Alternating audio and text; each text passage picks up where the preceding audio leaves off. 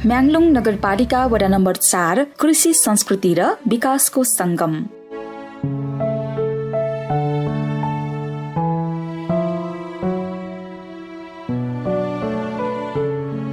तेह्रथुम जिल्लाको सदरमुकाम म्याङलुङ बजारसँग जोडिने म्याङलुङ नगरपालिका 4 नम्बर वडा प्राकृतिक सौन्दर्य, धार्मिक तथा सांस्कृतिक सम्पदाले समृद्ध क्षेत्र हो। यहाँका हरियाली डाँडाकाँडा, धार्मिक तथा ऐतिहासिक स्थल, पर्यटकीय क्षेत्र, विभिन्न कृषि उत्पादन तथा विविध जात जातिको बसोबासले यस क्षेत्रलाई छुट्टै पहिचान दिएको छ। यस वडाको पूर्वमा गढी डाँडाले म्याङलुङ नगरपालिका 9 सँग जोडेको छ। पश्चिममा पिङ्गुवा खोलाले लाडीगुराँस नगरपालिकासँग र उत्तरमा अम्फुवा खोलाले वडा नम्बर 6 जिरखिम्तीसँग जोडेको छ भने दक्षिणमा वडा नम्बर 3 तीनखोप्रेसँग सिमाना जोडिएको छ। म्याङलुङ नगरपालिका 4 नम्बर वडा समुद्री सतहदेखि 840 मिटरदेखि 1710 मिटरसम्मको उचाइमा अवस्थित छ। वडाको सबैभन्दा तल्लो भेगमा पिङ्गुवा खोला पर्छ भने सबैभन्दा अग्लो स्थानमा सिद्धमार्ग डाँडा पर्दछ। 5.5 वर्ग किलोमिटर क्षेत्रफलमा फैलिएको यो वडा 27 डिग्री 8 मिनेट 25 सेकेन्ड उत्तरी अक्षांश र 87 डिग्री 30 मिनेट 43 सेकेन्ड पूर्वी देशान्तरमा अवस्थित छ। साबिक पिप्ले गाविसका 9 वटा वडाहरू मिलेर बनेको म्याङलुङ नगरपालिका 4 मा गढी गाउँ, माझगाउँ, गैरी गाउँ, ढाडे बेसी र डाँडाखर्क लगायतका गाउँ र बस्तीहरू समेटिएका छन्। यस वडामा विशेष गरी क्षेत्री बाहुन, नेवार, तामाङ, लिम्बू र शिल्पी लगायतका जात जातिहरूको बसोबास रहेको छ। उनीहरूका आआफ्नै मौलिक परम्परा र संस्कृतिले यस वडाको सांस्कृतिक विविधतालाई दर्शाउँछ। यस वडामा 3 वटा सामुदायिक वनहरू रहेका छन्, जसमा गढी सामुदायिक वन, गुफा सल्लेरी सामुदायिक वन, पातले चौर सामुदायिक वन रहेका छन्। त्यस्तै यस वडामा एउटा माध्यमिक विद्यालय, 2 वटा आधारभूत विद्यालय र एउटा बाल कक्षा सञ्चालनमा रहेका छन्, जसमा हिमालय माध्यमिक विद्यालय, जनता आधारभूत विद्यालय, कालिका आधारभूत विद्यालय र शारदा बाल आधारभूत विद्यालय रहेका छन्। म्याङलुङ नगरपालिका 4 नम्बर वडा प्राकृतिक र धार्मिक दृष्टिकोणले पनि समृद्ध मानिन्छ। यहाँ पाथिभरा मन्दिर, सिद्धमार्ग मन्दिर, पोतेको ढुङ्गा, महादेव स्थान, राधाकृष्ण मन्दिर, जालपादेवी मन्दिर, किरातेश्वर माङहिम, कालिका थान, सिद्धेश्वर महादेव लगायतका मठ मन्दिर, माङहिम र धार्मिक स्थलहरू रहेका छन्। यी धार्मिक स्थलहरूले स्थानीयलाई धार्मिक क्रियाकलापमा सरिक हुन प्रेरित गरेको छ भने स्थानीय पर्यटन प्रवर्धनमा समेत टेवा पुर्याएका छन्। पर्यटकीय र ऐतिहासिक महत्त्व बोकेका आलेटार र गढीयक अनि गढी जंगलको ढुङ्गाको टुप्पोमा अवस्थित पाथिभरा मन्दिर यस वडाका प्रमुख आकर्षण हुन्, जसका अवलोकनका निम्ति यस क्षेत्रमा आन्तरिक र बाह्य पर्यटकको चहल पहल हुने गर्दछ। वडाले पाथिभरा मन्दिरसम्म पुग्ने फुट ट्र्याक निर्माण गरेको छ। त्यस्तै आलेटार पार्क निर्माण, अन्य स्थानका मन्दिर र पर्यटकीय क्षेत्रहरूको तारबारा, घेराबारा तथा अन्य पूर्वाधार निर्माणका कार्यहरू सम्पन्न गरिएका छन्। कृषि सम्भावनाले भरिपूर्ण यस वडाका अधिकांश बासिन्दाले प्रमुख पेसाको रूपमा कृषि पेसालाई अँगालेका छन्। परम्परागत खेती प्रणालीलाई आधुनिकीकरण गर्दै यहाँका कृषकहरू व्यावसायिक तरकारी खेती, फलफूल उत्पादन तथा पशुपालनमा सक्रिय छन्। धान, मकै, कोदो जस्ता खाद्यान्न बालीसँगै टमाटर, करेला, बन्दाकोपी, लौका, फर्सी लगायतका तरकारी यहाँ प्रशस्त उत्पादन हुन्छन्। अलैँची, अदुवा, अम्लिसो र अकबरे खुर्सानी जस्ता नगदे बाली लगाएर यहाँका कृषकहरूले आर्थिक उपार्जन गर्ने गर्दछन्। सुन्तला, लिची र आँप जस्ता फलफूल उत्पादनले पनि यहाँका कृषकहरूको आमदानी वृद्धि गरेको छ। विशेष गरी डाँडाखर्क क्षेत्रमा उत्पादन हुने बेमौसमी तरकारीले म्याङलुङ बजारको तरकारी आपूर्तिमा महत्वपूर्ण योगदान पुर्याउँदै आएको छ। यहाँ उत्पादित दूध जिल्ला बाहिर समेत निकासी हुने गरेको छ। वडामा मिनी दुग्ध चिस्यान केन्द्र समेत सञ्चालनमा छ। कृषि क्षेत्रको प्रवर्धनका लागि वडाले नगरपालिका संघको समन्वयमा कृषकहरूलाई हाते ट्र्याक्टर वितरण गरेको छ। त्यसै गरी विद्युतीय चुलो वितरण, कृषि ज्ञान केन्द्र संघको साझेदारीमा सुन्तलाका बगैँचामा देखिएका रोग किरा नियन्त्रणका लागि कीटनाशक औषधि प्रयोग कार्यक्रम सञ्चालन गरिएको छ। त्यसै गरी वडाले कृषकहरूलाई टनेल, उन्नत जातका बिउ बिजन वितरण गर्ने गरेको छ। यस वडाका प्रत्येक टोलहरूमा अलवेदर सडक पुगेका छन्, जसले गर्दा बिरामी पर्दा एम्बुलेन्स सेवा होस् वा वडामा उत्पादित वस्तु बजारसम्म पुर्याउन सहज भएको छ। विकास निर्माणका दृष्टिले पनि वडा नम्बर 4 अगाडि बढिरहेको छ। मध्य पहाडी लोकमार्गले वडाको सिरान भागलाई छोएको छ।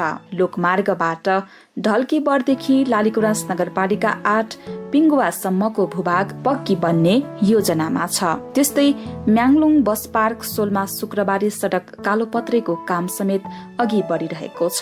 वडामा 2 ठूला सडक कालोपत्रे हुने क्रममा छन्। यी आयोजना सम्पन्न भएसँगै म्याङलुङ 4 का अधिकांश क्षेत्र व्यवस्थित र पक्की सडक सञ्जालको पहुँचमा जोडिनेछन्। जिल्लाका अन्य क्षेत्र जस्तै यस वडामा पनि खानेपानी समस्या छ। खानेपानी समस्याको दीर्घकालीन समाधानका लागि 3 जुरे हरिसे भुल्के मूल स्रोतमा आधारित बृहत खानेपानी आयोजना निर्माणाधीन अवस्थामा रहेको छ। आयोजना सम्पन्न भएपछि वडा सहित आसपासका क्षेत्रमा खानेपानी समस्या समाधान हुने अपेक्षा गरिएको छ। कृषि उत्पादन वृद्धि गर्न सिंचाई पूर्वाधार विस्तारमा पनि जोड दिइएको छ। करङ्बे सिंचाई योजना निर्माणाधीन अवस्थामा रहेको छ भने छाङ्गे सिंचाई योजना र सुन्तले कुलो योजना सम्पन्न भइसकेका छन्। गोरु बेचुवा तथा गैरी कुलो निर्माणका लागि प्रदेश सरकार र सम्बन्धित निकायसँग समन्वय भइरहेको छ। वडावासीको आर्थिक सशक्तिकरण र सिप विकासका लागि विद्युतीय चुलो वितरण, अचार बनाउने तालिम, ढाका कपडा बुनाई तालिम, हाते ट्र्याक्टर मर्मत तालिम तथा ड्राइभिङ तालिम सञ्चालन गरिएको छ। यस्ता कार्यक्रमले वडावासीको सशक्तिकरण र आय आर्जनमा थप टेवा पुगेको छ। शिक्षा, सामाजिक सुरक्षा तथा मानव सेवामा समेत वडा सक्रिय छ। विद्यालय तथा बाल कक्षा व्यवस्थापनका लागि हरेक वर्ष बजेट विनियोजन गरिँदै आएको छ। ज्येष्ठ नागरिक सम्मान कार्यक्रम, विपदमा परेका तथा दीर्घरोगीहरूलाई आर्थिक सहयोग साथै मृतक परिवारलाई जनप्रतिनिधि स्वयं घरमै पुगेर समवेदना पत्र सहित नगद सहायता प्रदान गर्ने कार्यले स्थानीय सरकार प्रति नागरिकको विश्वास अझ बलियो बन्दै गएको प्रतीत हुन्छ। प्राकृतिक स्रोत, कृषि उत्पादन, धार्मिक सम्पदा, ऐतिहासिक पहिचान र तीव्र विकास निर्माणका गतिविधिले म्याङलुङ नगरपालिका 4 नम्बर वडालाई समृद्ध, आत्मनिर्भर र सम्भावनायुक्त वडाको रूपमा स्थापित गरिरहेको छ।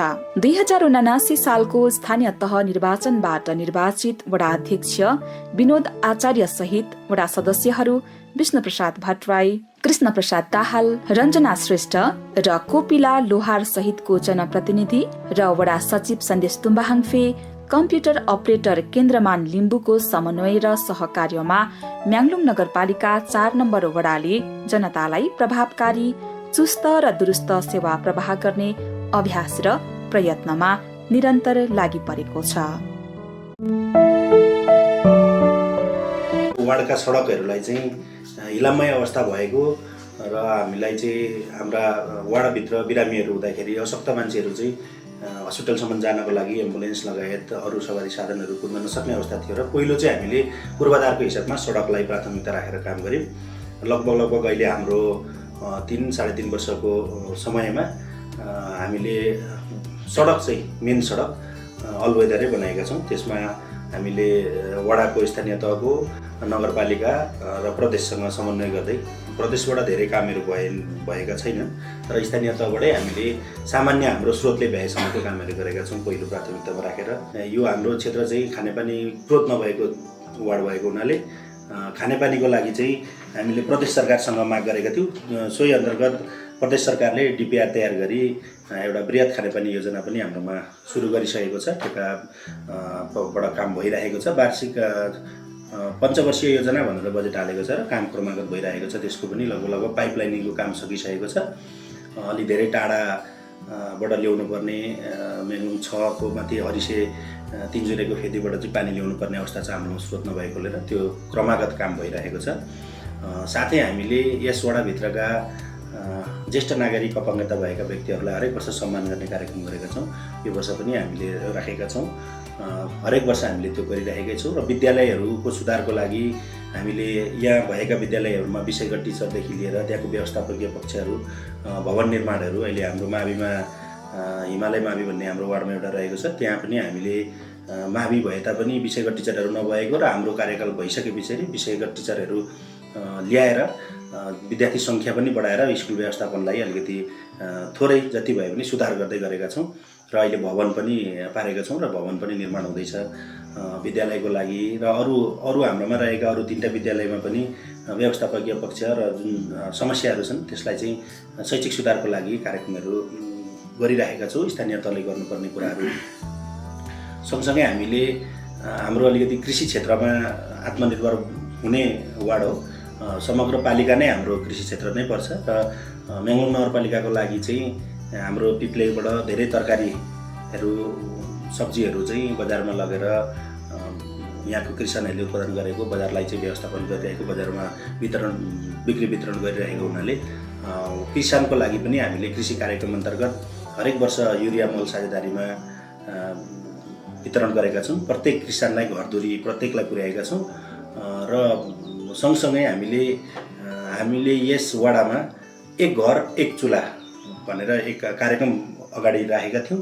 त्यही कार्यक्रम अन्तर्गत म्याङ्लुङ नगरपालिकासँग समन्वय गरेर अघिल्लो वर्ष हामीले प्रत्येक घरमा इलेक्ट्रिक चुल्हा, प्रत्येक घरलाई यो चाहिँ हामीले कुनै पनि नछुटाइदिन इलेक्ट्रिक चुल्हा पनि प्रत्येक घरमा पहिले नै वितरण गरिसकेका छौँ। यसले चाहिँ हाम्रो ऊर्जा क्षेत्रमा पनि थोरै टेवा पुग्नेछ, किनभने हामीले ग्यास बाल्नुभन्दा इलेक्ट्रिक चुल्हा बाल्नु राम्रो हुन्छ भन्ने हिसाबले नै प्लानिङ गरेर गरेका थियौँ। अघिल्लो वर्ष हामीले त्यो सम्पन्न गरेका छौँ। त्यसले पनि राम्रै नै दिएको छ, किनभने ग्यास खपतमा अलिक कम भएको छ।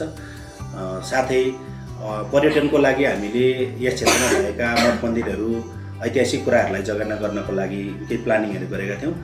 सोही अन्तर्गत हामीले हाम्रो क्षेत्रमा रहेको यो आलेटार क्षेत्र, यो पाथिभरा गढिया क्षेत्रमा चाहिँ प्रदेश पर्यटन मन्त्रालयसँग माग गरेर केही रकमहरू जुटाएर अहिले सामान्य आन्तरिक पर्यटनको लागि चाहिँ म्याङ्लुङ नगरपालिकाभित्र यसो घुम्ने ठाउँहरू बनाउनको लागि पार्कहरू सँगसँगै मठ मन्दिरहरूलाई व्यवस्थापन गर्ने कुराहरू चाहिँ गरिराखेकै छौँ। त्यो आलेटार पार्क भन्ने हामीले एउटा निर्माण गरेका छौँ।